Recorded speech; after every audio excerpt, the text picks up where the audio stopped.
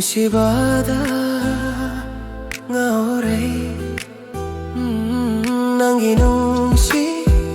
manglanda Lupcharuba Eigi Eral Oirey soiraba không thang oi hallele Eigi tham moi bu kanana semjin bigani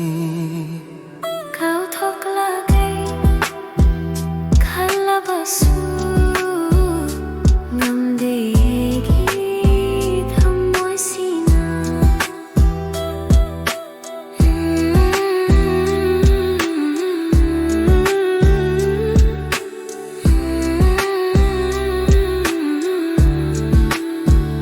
soiraba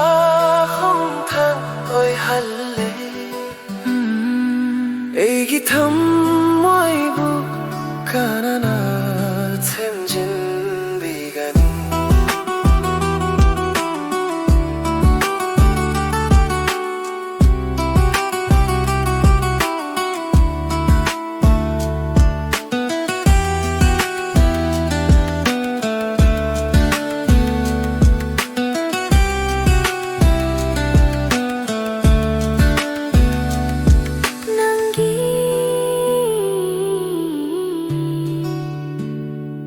nung shibada